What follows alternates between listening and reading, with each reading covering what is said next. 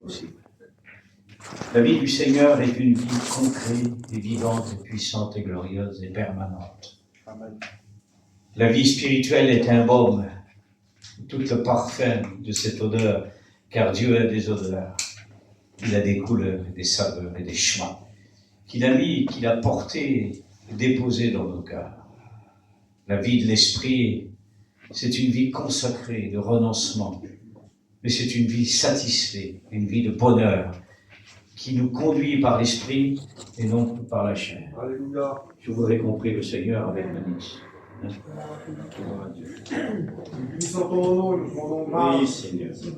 Merci, Seigneur Jésus-Christ, pour ta introduction, Seigneur, qui nous parle de l'Esprit. Et nous voulons, Seigneur, que l'Esprit dépose dans notre cœur ce soir le message que notre frère ancien a médité. Seigneur, anime-le du Saint-Esprit, Seigneur, pour nous. Seigneur, c'est peut-être une réunion, Seigneur Jésus-Christ, une importante pour ma vie ce soir. Recevoir un mot, mais chacun d'entre nous a besoin. Oui, alors anime-t-elle pour nous, Seigneur, rappelle-nous la méditation. Et qu'il puisse lancer librement. Oui, Seigneur, remplis ce lieu. Nous n'avons pas besoin de foule, Seigneur. Nous avons besoin de toi et de ton esprit. Amen. Alors que ton nom soit béni. À toi toute la gloire et l'honneur de cette soirée. Amen. Amen. Nous ne cherchons pas une ambiance, c'est sa présence que nous avons. Nous ne cherchons pas une formation, mais une transformation. Nous ne sommes pas à la table d'un appétit. Nous sommes à la table de la parole pour nous rassasier. Nous ne sommes pas une formation de méthode. Nous avons reçu la sainte doctrine et la parole qui vient de cette parole et qui nous transforme. Alléluia. Nous ne cherchons pas quelque chose de nouveau, mais une vie nouvelle, concrète avec lui. Je voudrais avec vous vous introduire la parole et vous faire connaître, bien sûr, avec un petit peu de notion, parce que vous ne pouvez pas vider l'océan avec un bol, c'est impossible, mes amis. Mais la Bible est tellement belle, elle est tellement concrète. La parole, elle devient plus belle lorsqu'on est spirituel. On peut mieux l'expliquer, on peut mieux la comprendre, on peut mieux la définir, mais en fait, lorsqu'on s'approche de lui, on est encore à des milliards de kilomètres. Nous ne pouvons pas tout comprendre. Le comprendre, c'est faire sa volonté et rentrer dans une connaissance merveilleuse, extraordinaire. Nous allons parler, bien sûr, de connaître Dieu, qui n'est pas une connaissance intellectuelle, mais c'est une connaissance spirituelle et profonde. C'est Jésus qui a dit et introduit le texte de Jean 17 et le verset 3, dans la prière sacerdotale de l'intercession de Jésus-Christ en tant que souverain sacrificateur. Et il dit, « Or, la vie éternelle, c'est qu'ils te connaissent, toi le seul vrai Dieu, celui que tu as envoyé Jésus-Christ. Je te glorifie sur la terre et j'ai achevé l'œuvre que tu m'as donnée à faire. » Le mot « connaître » dépasse toutes les dictionnaires, dépasse tous les cerveaux du monde. Le mot « connaître » ne vient pas d'un mot d'un dictionnaire, mais la parole. Bien sûr que les livres et les paraphrasés, les interprétateurs les plus majestueux et les hommes les plus éloquents peuvent interpréter le mot connaître, qui est bien sûr, qui n'est le contraire de celui qui est ignorant. Mais dans la Bible, le mot connaître est une connaissance divine et spirituelle qui nous apporte dans la Bible. Et connaître Dieu n'est pas une signification, n'est pas des mots qui est sur nos élèves, n'est pas une expression, n'est pas une étendue de témoignage, mais connaître Dieu, c'est rentrer dans son intimité. C'est le toucher le bord de son vêtement à Jésus-Christ, le Fils de Dieu. Connaître Dieu, le Père, n'est pas un mot qui reste une surface. C'est une conviction si profonde et si grande et majestueuse qui rentre dans les profondeurs de nos vies et qui va au-delà de ce que nous pouvons comprendre. Mais connaître Dieu, c'est une persuasion. C'est la lumière qui transperce nos cœurs. Nous devenons la lumière et sa torche, on devient son témoin et on devient son modèle. On est dans le conformité, on se transforme à ce qui est conforme dans l'original et non pas un conformisme et une représentation d'image qui est peinte de couleurs. Non, c'est pas comme ça. Connaître Dieu, c'est pas une religion où on s'assit et on perd notre dent. notre temps, nos pensées. L'évangile n'est pas fait pour penser, elle est fait pour vivre. L'évangile, c'est de la puissance, mes amis. On ne rectifie pas la parole, ni un iota le point sur le i, mais c'est la parole qui nous transforme. Alléluia. Oui, connaître Dieu n'est pas un moment historique, comme les hommes qui l'ont connu, bien sûr, des hommes historiques, comme Napoléon, qui a dit ces mots. Il a dit, quiconque touche la Bible sera renversé par la Bible, parce que la Bible a des mains et des pieds. C'était un conquérant, il a conquis le monde entier. Et c'était un désastre. C'était un dictateur dans le monde. Ce fut un roi le plus grand du monde. Mais je voudrais un dictateur, un président. Mais je voudrais vous dire que connaître Dieu, c'est être dirigé par lui. Et vivre avec lui, de rentrer dans son intimité. Il n'est pas un moment de religion. Oui, c'est un moment glorieux. C'est Léonard de Vinci, un grand seigneur dans le monde religieux. Il avait fait le tableau de la Sainte Seine. Vous l'avez vu parce que vous étiez là à Paris et j'étais déplacé dans les églises. Mais je n'ai pas été, quelques-uns l'ont vu, ils l'ont vu à la télévision. La conclusion, bien sûr, de ce paragraphe qui a été projeté dans le monde entier. Il y avait les Jeux Olympiques à Paris. Et il y avait son président actuel qui était là, sur l'estrade, au bord de l'estrade. Il y avait ce cavalier qui montait à Apocalypse 6. Un cavalier qui part. Il part pour vaincre, mais il n'a pas de flèche dedans. Ah, je voudrais vous dire que le Christ, il n'a pas de flèche.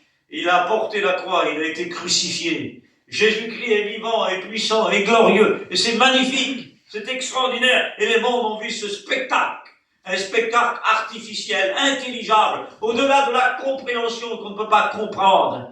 Et il y avait bien sûr ceux qu'il y avait autour de la table qui ont fait bien sûr la Sainte Seine d'une façon diabolique. Ils ont imité. Et Léonard de Vinci a fait quelque chose. Il a fait la table. Il a fait le tableau de la Sainte Seine. Et ils l'ont mis dans là où il y avait le palais, et tous les gens qui rentraient, regardaient, subjugués, étaient stupéfaits, étonnés, bouleversés de regarder. Le Christ était au centre, les apôtres étaient au milieu, étaient autour de la table. Et puis là, Léonard de Vinci, regardant le langage de l'attitude peut-être des hommes et des femmes qui étaient là, regardant cette attitude et qui regardaient d'une façon qui n'était pas correcte à la vision qu'il avait. Il a demandé à son serviteur, il a dit, tu vas me chercher le tableau. Va me chercher le tableau. Il a pris le tableau, il l'a mis dans son atelier, et il a pris les outils pour rectifier ce qui avait été, qui lui manquait, qui n'était pas bon. Et puis le serviteur, il a dit, tu vas pas déformer ton œuvre, non, tu vas pas transformer ton œuvre. Et puis, Léonard de Vinci, il a dit, j'ai pas fait la Sainte Seine, j'ai pas fait la scène pour qu'on regarde le calice, j'ai fait la Sainte Seine pour qu'on regarde mon Seigneur. Je voudrais vous dire que l'évangile et connaître Dieu, connaître Jésus-Christ, c'est pas un tableau. On n'est pas à la scène. On n'est pas à la religion catholique. On n'est pas là à contempler des tableaux. L'histoire, c'est nous. On fait partie de l'histoire. On est ses sujets. On est supérieur à toutes les plus beaux de Picasso du monde entier. Nous avons été rachetés. Et c'est à cause de ce rachat que nous connaissons Christ. Et c'est pas à cause de ton identité, ton origine, parce que tu fais partie de telle famille, et parce que un tel, ou ton un tel, ainsi. Non! C'est parce que tu as fait grâce. Ah, le mot grâce est tellement riche, l'apôtre dit dans Éphésiens. La richesse de sa grâce. Éphésiens chapitre 1, verset 7. La richesse de sa grâce qui nous a pardonné, et miséricorde qui nous a enrichis de toutes les richesses en Jésus-Christ. Et 160 fois, dit Paul, oh Jésus-Christ, ça vient pas de toi, c'est pas toi. C'est pas, non, ton appellation, c'est pas tes qualités, c'est pas parce que ta prière, il va l'exaucer. C'est pas parce que tu as prononcé, c'est pas parce que tu prononces le nom de Dieu. Non, c'est pas à cause de ça, c'est parce qu'il t'aime. Parce qu'il se révèle à toi, parce qu'il t'a fait grâce. Et la grâce n'est pas une chose, la grâce n'est pas une ambiance, la grâce n'est pas un clan, la grâce n'est pas une histoire, la grâce n'est pas quiconque. Non, la grâce c'est Jésus-Christ. Si tu connaissais le don de Dieu, alors tu connaîtras, oui, par lui. C'est à cause de Jésus-Christ, c'est lui qui nous a fait connaître Dieu. Il est le chemin, il est l'adresse de Dieu, il est la médiation entre Dieu et les hommes. Connaître Dieu, c'est pas une histoire, c'est pas une religion.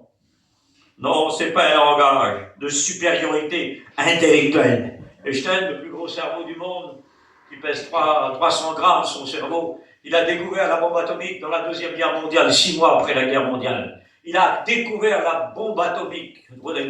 Ça fut une stratégie, une dépense, bien sûr, de défense contre les nations. Et c'était une sauvegarde, bien sûr, contre les nations. Mais c'était un cerveau. Il a inventé la bombe atomique. Dieu, par Jésus-Christ, il a mis, bien sûr, la prédication de la croix, qui est une puissance de Dieu. Une détonation contre le diable et toute son armée. Il l'a cassée, il l'a brisée. Et je voudrais vous dire que Einstein, il a dit par son calcul, j'ai trouvé l'existence de Dieu. Il a lu la Bible, mais il a dit, voilà, ça serait recommencer chez Charbonnier. Oui, parce qu'il dit, j'ai trouvé l'existence de Dieu, oui, mais j'ai pas trouvé Dieu. Alors, je voudrais vous dire, vaut mieux être un charbonnier, et vaut mieux balayer là où être un balai, ou la poussière d'un balai, et puis connaître Dieu, qui est important de le connaître. Connaître Dieu, c'est rester simple. On ne commande pas Dieu, mais l'humilité précède la gloire. C'est lui qui nous fait connaître toutes ces choses. À lui, toute la gloire. Connaître Dieu, dans sa science, dans sa connaissance. Le connaître, bien sûr, dans sa personne divine, glorieuse, surnaturelle, qui n'a ni commencement. Comment? Il n'a ni fin, ni commencement. Il n'a pas de début. Non, il n'a pas d'auteur, il n'a pas de profondeur dans le sens de la limite des hommes. Il est au-delà de toutes ces choses. Le ciel, il fait 100 milliards de kilomètres, c'est trop petit pour lui. Comment veux-tu que je te crée un temple, dit l'Éternel, dit Salomon à Dieu. Il dit non, il dit, les cieux sont trop petits pour toi. La terre est son marchepied. À 36 000 kilomètres de profondeur et 40 000 kilomètres de tour, c'est son marchepied. Où vous allez mettre Dieu? Il habite dans une voie, une lumière inaccessible que nul œil ne peut voir et personne ne peut voir. Les nuages sont ses chars, les nuées sont la poussière de ses pieds. Rendez-vous compte, il commande et la chance se fait. Rien n'est étonnant de lui, il le connaît dans sa personne. Il est divin, réel, puissant, glorieux, majestueux, supérieur et profond. Et il n'y a pas une chance qu'il ne peut pas faire. Moïse sur le Sinaï, il monte. Il faut 3h30 pour monter sur le Sinaï. Il monte. Oui, il reçoit une convocation. Il reçoit un appel de Dieu. Peut-être que vous avez reçu un appel de Dieu. Il nous faut être sur la montagne de Tout-Puissance, sur le Sinaï, désertique. Il faut monter dans les hauteurs avec Dieu. Et monter dans les hauteurs, c'est là qu'il nous interpelle. Et là, Moïse demande quel est ton nom. Il ne sait même pas. Et Dieu vit qu'il se détournait point. Et Dieu l'appelle, le convoque, et sur 3. Il l'appelle et il dit Moïse, Moïse, parce que le nom Moïse, en hébreu, c'est 10 significations. Moïse, ça veut dire, bien sûr, dans le monde égyptien, ça veut dire beau, ça veut dire descendre, ça veut dire délivrance, ça veut dire 5 livres. Il a écrit les 5 livres de la Torah. Ça veut dire sauver, tirer des eaux. Oui, ça veut dire tomber. Ah, il y a toutes ces, si vous connaissez son nom, vous connaissez sa vie. Et Dieu l'appelle 2 fois Moïse, Moïse. Et l'ange de l'Éternel le convoque. Et là, le Seigneur lui dit, je suis le Dieu d'Abraham, le Dieu de père de la foi. Il dit, je suis le Dieu, bien sûr, d'Isaac, le fils de la promesse. Je suis le Dieu de Jacob, le Dieu du rétablissement. Il est le Dieu du rétablissement. Il est glorieux. Mais le Seigneur lui dit, il le convoque parce que j'ai entendu ses pleurs et ses cris qui font ses gémissements, ses oppresseurs et qui ont monté jusqu'à moi. Est-ce qu'il n'a pas entendu tes larmes? Est-ce qu'il n'a pas entendu tes gémissements? Est-ce qu'il n'a pas mesuré ton combat? Est-ce qu'il n'est pas venu descendre pour te porter dans tes combats que tu as? Est-ce qu'il n'a pas compté toutes tes larmes? Est-ce qu'il ne sera pas insensible à tes larmes pour venir jusqu'à toi? Ce soir, tu n'as pas besoin de monter sur le Sinaï. Tu as besoin de te mettre à genoux. C'est lui qui descend. Et quand il descend, nous n'avons plus besoin de monter parce que c'est lui qui descend et qui intervient dans les moments. Et le Seigneur l'envoie. Mais il dit, avec quoi j'irai, Seigneur? Il dit, le bâton que tu as dans ta main, jette-le. Mais quel est ton nom? À l'origine, Dieu n'a pas de nom. Les hommes lui ont donné des noms. Et je ne voudrais pas rentrer dans cette étude, cet enseignement. Il a des noms. Il a plus de son nom, Dieu. Jésus-Christ, il a 115 noms. Le diable a tenté c'est un commis. Il a été détrôné. Jésus l'a brisé. Il a remporté la victoire, le Christ. Mais Dieu est glorieux. Il est merveilleux. Voilà, je suis celui qui t'envoie. Il n'a pas de nom. Il est le je suis éternellement. Son caractère, ses attributs, ses noms, son existence, ses promesses. Il a 8000 promesses dans la parole. Et il ne craint pas, n'aie pas les regards inquiets. Je suis ton Dieu, je viens à ta droite triomphante. Il dit, je t'ai appelé au désert. Viens, ce sont les promesses divines. Je t'ai appelé au désert. Je t'ai rentré au désert pour te parler à l'oreille. Rappelle-toi comment tu étais dans le désert. Rappelle-toi, j'ai fait tomber ta main pendant 40 ans. Tes pieds ne sont pas reflés. et tes chaussures ne sont pas usées, tes vêtements ne se sont pas usés. J'étais avec toi. Il dit, voici, je t'ai emmené dans les chemins escarpeux, les chemins resserrés, des chemins où il y a la poussière, le désert, où là, il y a la chaleur. Je t'ai emmené là pour te parler à l'oreille. Ce soir, c'est à l'oreille qu'il parle. Il a parlé à ton cœur. Et il a besoin de ton oreille pour percer ton cœur, dit le prophète Isaïe. Y a-t-il des disciples par nous? Y a-t-il des hommes qui veulent essayer de posséder Dieu, de vivre avec Dieu, de son existence, ces lois divines qu'il a? Il a 600 trésors, les 10 commandements, 86 doctrines.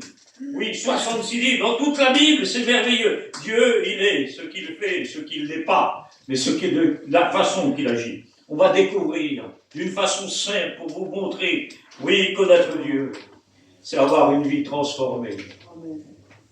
C'est d'être changé. Ça s'appelle la nouvelle naissance, la nouvelle créature. Ça s'appelle la résurrection, l'engendrement nouveau. C'est une intervention divine dans le cœur de l'homme. C'est une opération divine que le professeur qui opère au point de vue chirurgical et qui laisse des traces lorsqu'il change un cœur.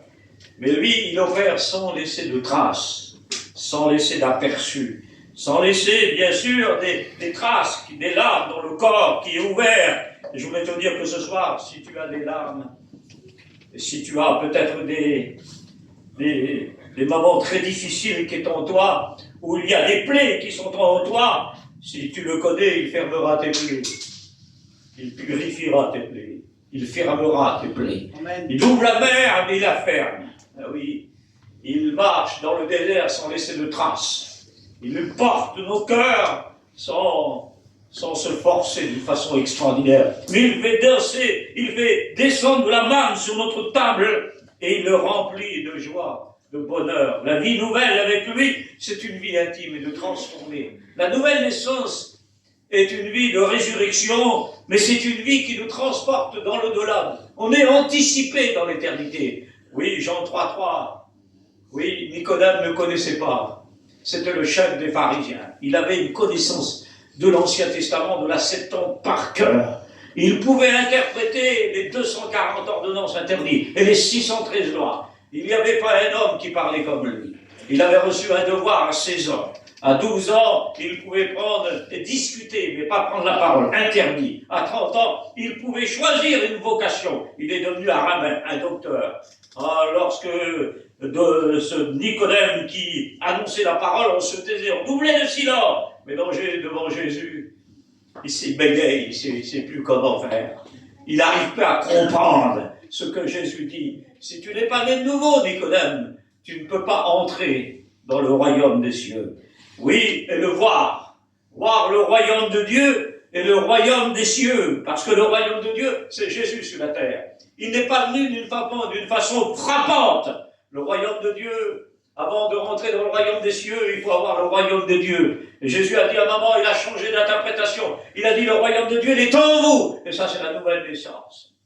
Oui, je voudrais vous dire, il n'y a que ceux qui sont baignés qui ont besoin de se laver les pieds. Et je voudrais vous dire qu'il est très important que la vie nouvelle, elle nous transporte dans une vie de sanctification, une vie nouvelle avec lui. Oui, connaître Dieu, c'est entrer dans l'éternité, c'est une préparation.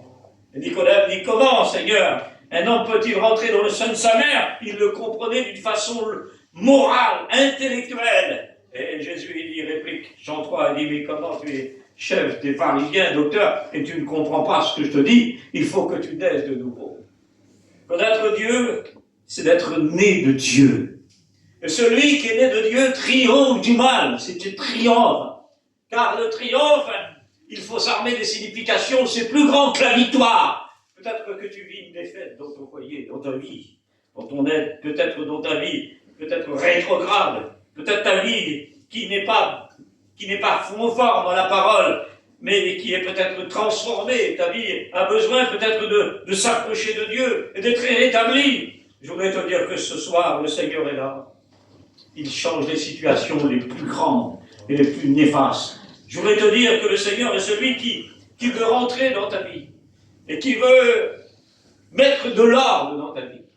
Il veut changer les situations, mais le connaître, c'est c'est anticiper l'éternité. C'est ton nom qui est inscrit dans le vide nouvelle, dans la vie nouvelle que nous aurons dans l'éternité, avec le Christ. Tout sera nouveau. Apocalypse 21, j'ai vu de nouveaux cieux et une nouvelle terre. Et car l'ancienne terre, la première terre et les premiers cieux ont disparu. Et tout sera nouveau. Au-dessus de nous, devant nous, autour de nous, au-dessous de nous, une terre tout neuve, et tout sera nouveau. Tu auras un nom nouveau, tu auras un héritage glorieux, tu auras un nom nouveau. Même Jésus aura un nom nouveau, que nous ne connaissons pas. Et toi, tu auras un nouveau nom. Voilà, Apocalypse chapitre 3, et verset 14, tu auras un nouveau, parce que celui qui vaincra, alors je lui donnerai un caillou blanc, et je mettrai un nom nouveau dessus. Je voudrais te dire qu'il veut te donner une nouvelle identité. Nous rentrerons dans ce monde spirituel, glorieux, surnaturel. Nous oublierons ce qui est sur la terre qui nous embarrasse, qui nous emmène vers le bas. Être spirituel, celui qui est spirituel, Colossiens chapitre 3, alors c'est chercher les choses d'en haut. Et plus on est spirituel, plus on connaît Dieu, plus on va dans les profondeurs de Dieu. Plus on a confiance en lui devant les tempêtes et les surgis et les épreuves de lui.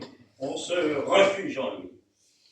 C'est avoir reçu une grâce, par la grâce qui nous a été donnée. Connaître Dieu, c'est recevoir l'héritage, un héritage que nous serons co-héritiers du Christ dans le ciel de la gloire. Et nous serons dans une position royale et majestueuse.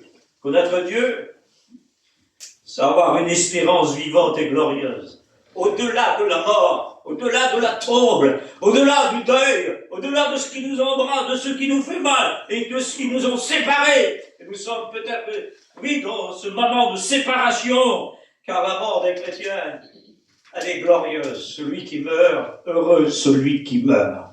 La mort des chrétiens n'est pas une défaite, mes amis. Elle n'est pas un oubliement, elle n'est pas un châtiment, elle n'est pas un jugement, elle n'est pas une destruction. Apocalypse chapitre 12 et verset 12. Heureux celui qui meurt dans le Seigneur dès à présent.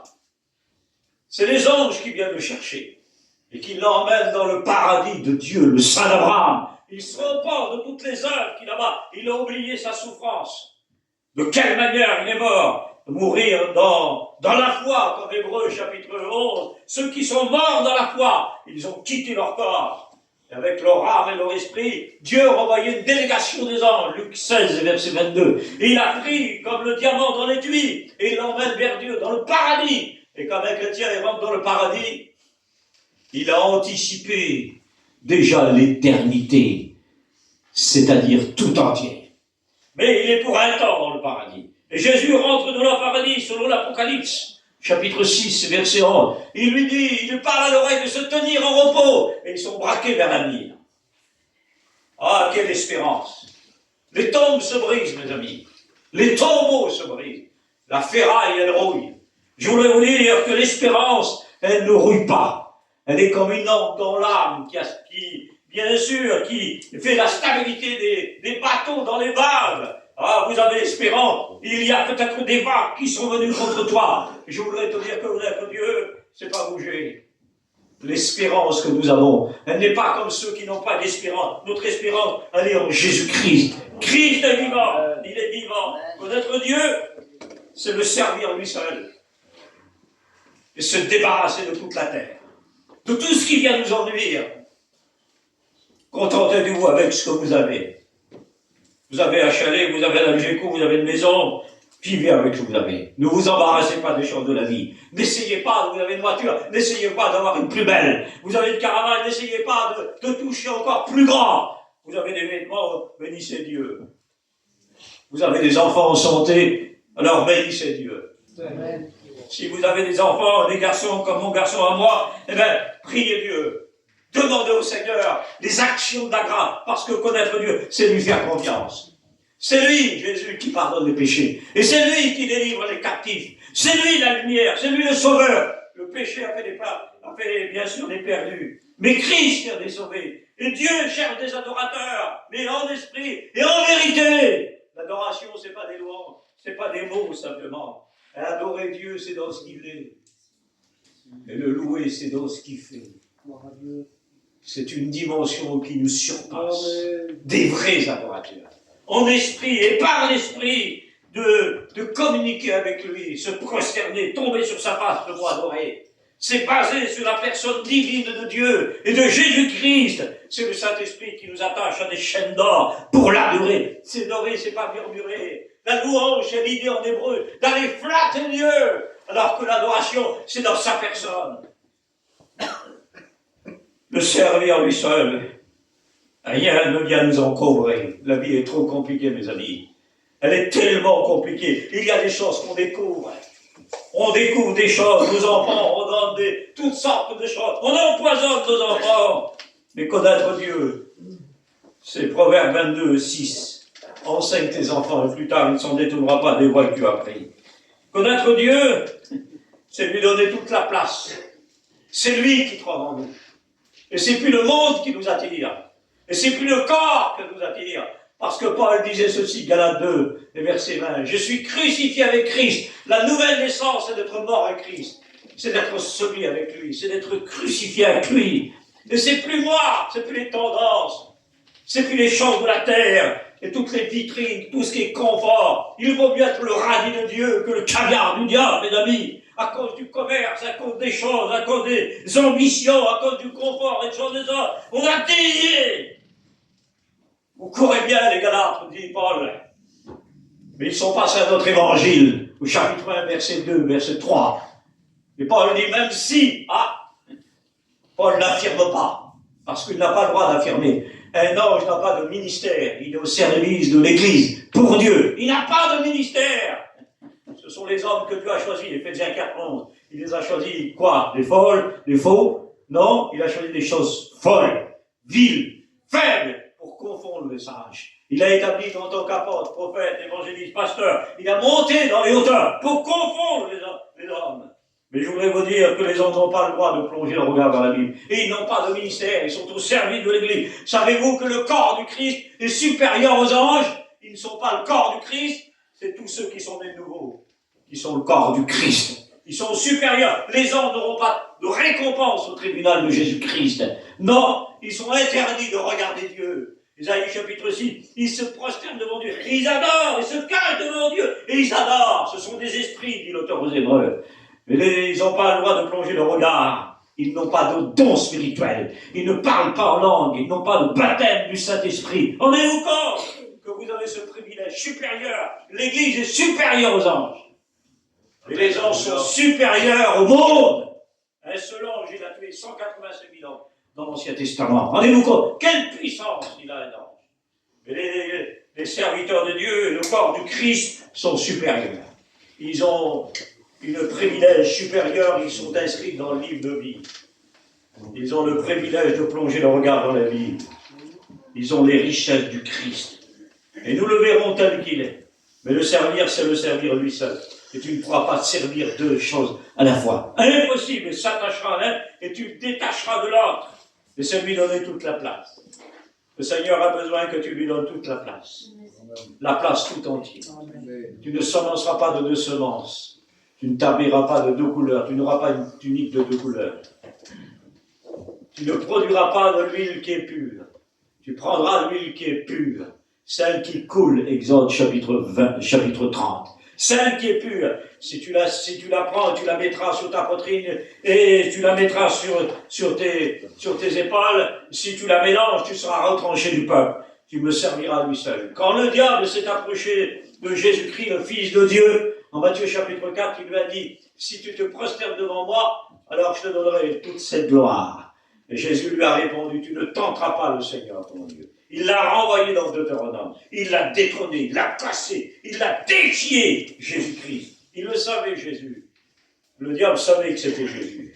Il le craignait, il avait des chocottes, il avait peur. Jésus a mis un seul talon à la croix du Calvaire, Genèse 3,15. Il l'a broyé. Jésus-Christ a remporté la victoire pour toi. Et tu vis en défaite peut-être. Et tu ne le sers pas tout entier. Tu ne le sers pas tes lèvres. Tu ne connais pas Dieu tout entier, dans ton cœur, dans ton esprit. Mais tu le serviras avec ton cœur, ton âme et ton esprit. Et tu l'aimeras avec ton cœur, ton âme et tout ton esprit. Mais avec ton corps, tu as donné ton âme, mais ce que tu as donné ton corps et ton esprit. Tout entier à Dieu. Et tu le serviras. Il y a des tendances qui nous viennent. Peut-être il y a des je ne sais pas, des choses qui viennent dans nos vies et qui viennent nous encombrer, Dieu voudra enlever les obstacles. Dieu voudra enlever les combats. Dieu voudra enlever les choses. Oui, le connaître, c'est lui faire confiance. Lui dire, oui, qu'il agit. Il agira. Il agira. Il agira dans le désert. Il agira là où on n'a plus rien sur notre table. Il agira là où nous sommes dans les couloirs d'hôpital, où nous avons entendu peut-être nous avons un dossier qui est lourd. Un dossier qui ne peut pas ouvrir, que les professeurs ne peuvent pas ouvrir. C'est impossible. Il y avait une jeune chrétienne qui priait en Amérique. Elle était dans le désert, elle vivait en campagne. Elle était en pleine campagne. Et pendant des mois et des jours, elle commençait à prier. Et un jour, voilà, un des plus grands professeurs du monde, vous pourrez regarder sur Internet, c'est le professeur Colbert. Il a des mains d'or. Il opère la maladie. Et tous les Français, les Allemands, les Américains, les Italiens, tous les Européens sont rendez-vous en Amérique. Et ce jour J, le professeur Colbert à Manhattan, juif, milliardaire, il a son avion, il monte dans son avion, quand il rentre dans son avion, il est attendu, son pilote est là, l'avion ne décolle pas. Parce que Dieu a une réponse à donner à une femme. Dieu veut exaucer cette femme. Et Dieu se sert. Il s'est servi de la petite fille aussi pour Naaman. Est-ce qu'il ne s'est pas servi aussi du jeune garçon pour la multiplication des pains, Jésus-Christ? Est-ce qu'il ne va pas se servir de ton fils pour donner des réponses? Est-ce qu'il ne va pas se servir de ta femme ou de toi ce soir pour te donner des réponses? Vas-tu rester insensible? Pourquoi tu es venu là? Quels sont tes mots? Quels sont le sens et les termes de ta vie? Que veux-tu que je te fasse ce soir? Quel est l'exaucement que je voudrais te donner ce soir? Vas-tu rester insensible et d'une parence à un religieux? Ne sais-tu pas que je suis vivant? Ne sais-tu pas que je peux rentrer dans ton cœur? Ne sais-tu pas que je peux guérir ton corps qui est malade? Ne sais-tu pas que je peux ouvrir ton dossier? Ne sais-tu pas que je peux rentrer dans tes larmes? Ne sais-tu pas que je peux changer les situations les plus grandes? Est-ce que tu me connais? Est-ce que tu veux me connaître? Est-ce que tu veux rentrer dans mon intimité? Est-ce que tu es prêt à me découvrir? Est-ce que tu es prêt à renoncer, à me faire confiance? Je connais tes actions. Je peux révéler tes pensées.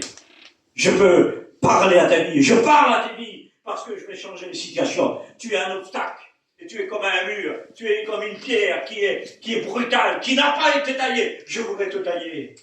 Je veux que tu me connaisses dans les profondeurs. Tu dis mon nom, tu prononces mon nom, mais tu gémis comme un enfant. Tu es comme les vagues de la mer et tu recules et tu ne me fais pas confiance. Au moment, si tu me fais confiance, la lumière apparaîtra. Je te purifierai. Attention, ne donne pas du sommeil à tes yeux. N'essaie pas de dormir dans ton corps pendant que je te parle. Je veux te réveiller. Je veux réveiller ton corps. Je veux réveiller ton âme. Je veux donner de la stabilité. Et je veux que tu me fais confiance. Je suis ton Père. Fais-moi confiance. Et j'agirai. Au moment voulu, j'agirai. Au moment où moi j'ai décidé. Parce que je veux te tailler. Je veux te transformer, je veux briser ce qui est en toi, ton caractère. Je veux briser ta personnalité. Je veux que tu sois brisé dans ton orgueil. Je veux que tu sois brisé comme le fruit qui est brisé. C'est à ce moment-là que l'huile va couler. Je veux que tu sois brisé dans les choses de la terre. Fais-moi confiance et j'agirai dans ta vie. Et le jour est venu. Cet homme est monté dans l'avion. Et comme il a monté dans l'avion n'a pas parti, le Seigneur n'a pas voulu. Elle n'a pas décollé. Il ne fait pas décoller les avions. Il démonte les roues des chars des Égyptiens contre Israël. Il rend impossible la marche des cavaliers. Il prend le roi, dit la Bible. Il l'emmène au désert. Il lui défait sa ceinture. Il change l'optique des plus gros cerveaux et des plus sages. Il confond les plus grands avocats. Il change les messages les plus grands des militaires, de l'armée. Il les renverse, les situations, et les plus graves. Les vagues, il les arrête et il dit, silence de toi. Y a-t-il quelque chose qui soit étonnant? Dit Daniel de sa part. Non, rien n'est étonnant. Il peut changer les circonstances, atténuantes et plus grandes, à l'extrême. Il est le Dieu vivant. Amen. Amen. Et il veut t'accorder ce soir. Alléluia. Il peut nous donner des tonalités. Ton visage est triste. Et tu vis une dépression plus profonde de toi-même. Je vais te délivrer ce soir de ta dépression. Je vais guérir ton corps. Amen. Je vais rentrer dans tes larmes. Alléluia. Le temps est venu pour toi maintenant, ça y est. Tu es trop religieux. Tu m'apportes jamais un culte, tu viens toujours prendre un culte. Tu viens toujours remplir une chaise, une pièce de théâtre. Tu es toujours là, sous une forme d'un monument. Tu es comme une pierre qui est là. Et tu as besoin de découvrir ma puissance. Et je vais travailler dans ton foyer. Je vais travailler toute la nuit dans ton foyer. Laisse-moi du temps. Je vais ôter les pierres, les plus grandes. Je vais toucher ton mari, qui est rétrograde. Je vais bénir ton enfant qui est malade. C'est moi qui vais le guérir. Je veux que tu reviennes, que tu sois établi. Tu crois de me connaître, tu ne me connais pas. Tu ne sens pas ma présence. Tu ne sais pas qui je suis. Tu me connais sur le visuel. Tu connais sur l'intellectuel, sur le titre, le nom. Tu m'appelles, mais je ne te connais pas. Mais ce soir, je vais me révéler à ton cœur. Amen.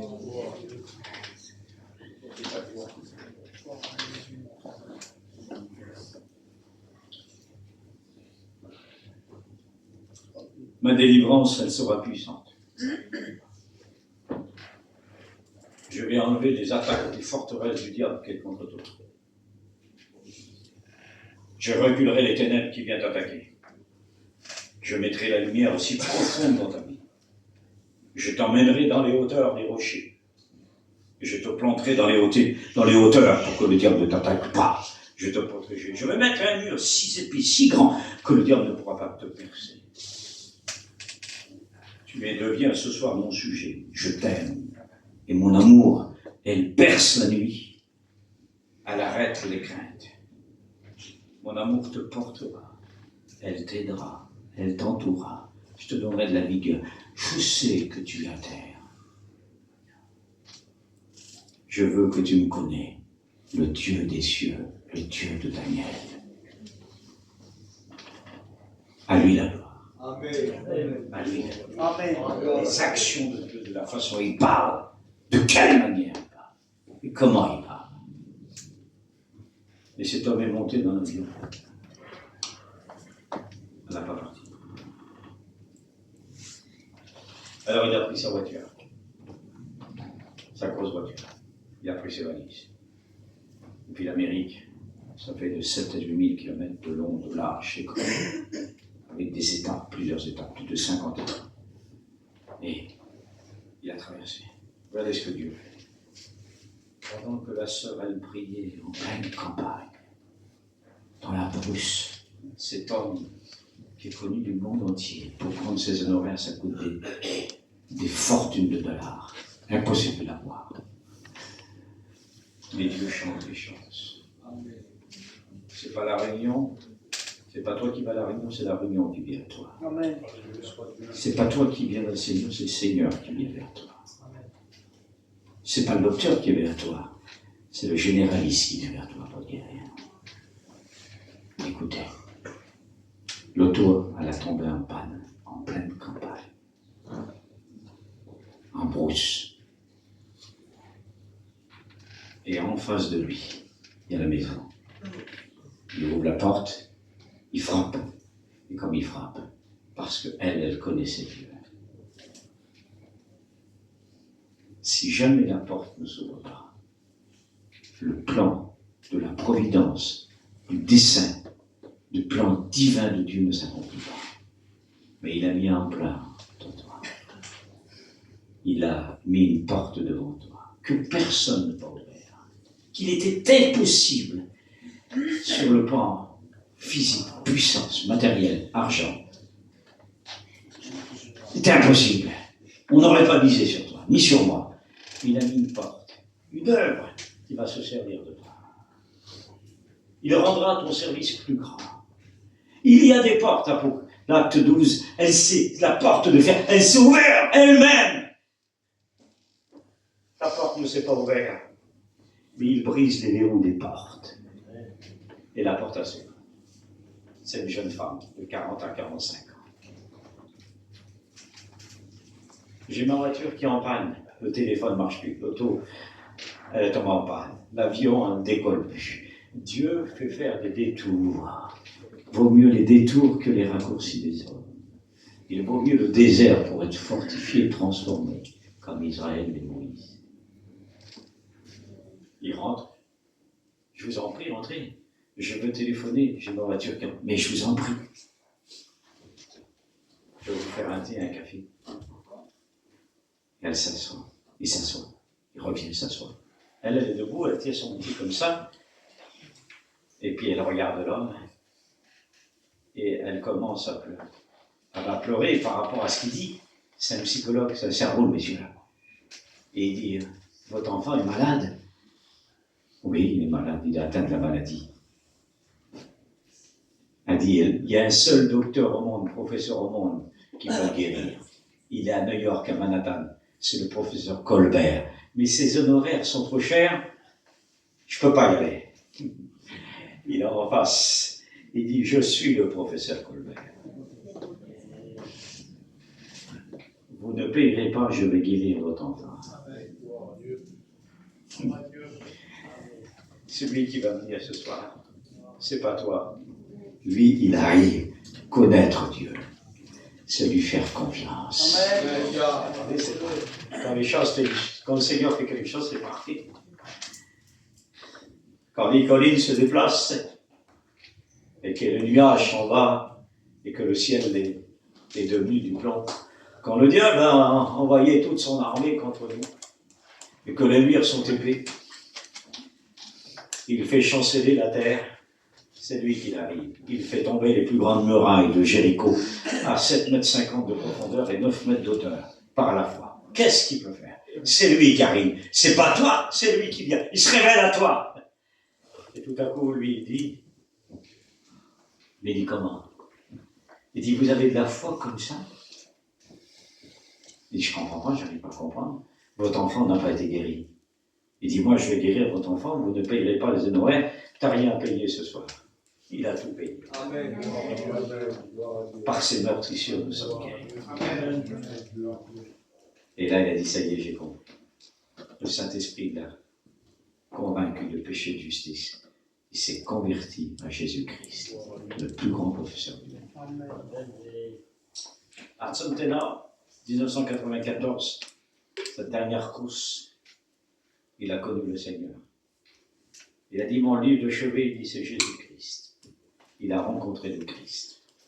Il y a eu des immenses. Le premier ministre de la France, il s'est converti à Jésus-Christ, l'ancien ministre. Il y a eu des hommes. Le roi de France, c'était un empire. Mais il a ordonné de traduire les chapitres et les versets au XIIIe, au XVIe siècle. Rendez-vous compte, il y a eu des hommes qui ont été bouleversés. Des hommes, des empires qui ont été bouleversés. Mais il touche aussi les hommes simples. Et c'est merveilleux de le connaître. Connaître Dieu, c'est devenir conforme à Christ. Amen. Connaître Dieu, rien n'est impossible qui rentre dans le possible. C'est le surnaturel qui rentre dans un cœur de l'homme et que nous ne pouvons plus contrôler. Connaître Dieu, c'est les ténèbres qui sont morts et c'est la lumière qui apparaît. Connaître Dieu, c'est mettre de l'ordre dans sa maison. Et de ne pas se mélanger avec les pécheurs. Mais lui apporter la parole à ceux qui sont autour de nous. Mais ne pas être conformiste, c'est pas les inconvertis qui doivent nous attirer. C'est nous qu'on doit attirer les inconvertis. On ne doit pas se mettre à l'étalage, et reconnaître, et se mettre comme eux, où on reconnaît le chrétien, où on reconnaît l'homme de Dieu. Et la femme de Dieu se mélange. On doit reconnaître celui qui sert et qui ne sert pas. On doit le reconnaître. Il faut que tu l'aimes avant le ministère, il faut que tu l'aimes avant son œuvre. Jésus-Christ était l'histoire d'amour. Dieu en est l'auteur. Le Saint-Esprit en met toute la vie. Connaître Dieu, c'est avoir un caractère brisé. C'est ressembler à l'agneau, à ceux qui nous font mal. Et ne pas réjamber avec la main ou avec la langue, avec la face, avec les pensées. Non, c'est pardonner. C'est effacer, c'est oublier. Le véritable pardon, c'est oublier. Pardonne-leur, car ils ne savent ce qu'ils font. Ne pas pardonner, c'est d'être comme Caïn, qui est du malin. C'est le caractère du diable. Ne pas pardonner, c'est aller en enfer. Mais pardonner, c'est l'éternité qui nous ouvre. Pardonner, c'est briser le serpent sous nos pieds. Psaume 91, parce que je t'aime, je viens te délivrer. La délivrance, elle est profonde, majestueuse, elle est opérative. Elle est purificative. L'opération divine du Christ dans nos vies. Parce que je t'aime, tu ne craindras ni la mort, tu ne craindras ni les ténèbres, tu écraseras la spie et tu résisteras au lion. Parce que je suis avec toi, je viens à tes côtés. Savoir une vie brisée dans le Seigneur. C'est un triomphe dans le Christ. Connaître Dieu, c'est un triomphe. Alors il y avait quelque chose que Paul disait dans Inspiré de l'Esprit, Colossiens 2,14. Il a triomphé. Et le mot triomphe, qu'est-ce que ça veut dire? Je vais vous l'expliquer, pas tout expliquer, c'est un sujet d'enseignement que je fais sur le triomphe, le jour du triomphe. Et j'ai cherché dans les lois de Romaine qui nous apportent cette chose extraordinaire, que Paul est en train de penser. Il est en train de penser au général qui rentre dans la ville de Rome. Rome a 2750 ans. Rendez-vous compte, c'est une vieille ville terrible. Et je suis allé avec les Italiens l'année dernière faire, on a fait tout un voyage, c'était merveilleux, c'était extraordinaire. Et je leur ai expliqué comment Paul a écrit les épîtres, où il a été les étapes de l'histoire. Et le triomphe, c'était, il rentrait, bien sûr, le général, quand il rentrait, de victoire, alors il rentrait avec ses chevaux, qui rentraient ses chevaux blancs. Et il avait un char, les plus beaux chars d'Égypte. Il rentre à l'intérieur. Et il y avait toute une foule qui était derrière. Alors pour le vainqueur, on lui donnait une fête. Et on jetait tous des fleurs devant lui. Et vous savez ce qu'ils faisaient, les talons des chevaux? Ils écrasaient les fleurs. Tous les fleurs. Ils écrasaient des centaines de fleurs qui étaient devant le chevaux. Ils l'écrasaient. Et puis, l'odeur des fleurs, elle tombait sur le vainqueur, elle retombait sur les vainqueurs. C'est pas les talons des chevaux qui a remporté la victoire. Ce n'est ni avec les talons équipés des chevaux, les plus beaux chevaux du monde arabe, qui remportent la victoire. Ce n'est ni les talons des hommes, ni la force des hommes. Non, Jésus-Christ, par son talon, il a écrasé le diable et il nous a parfumé d'une odeur de victoire, de vie. On prie le Seigneur. Je ne peux pas aller plus loin. Je voudrais qu'on prie le Seigneur et qu'on donne le Seigneur et qu'on glorifie Dieu. C'est un bonheur de te connaître, c'est pas un fardeau.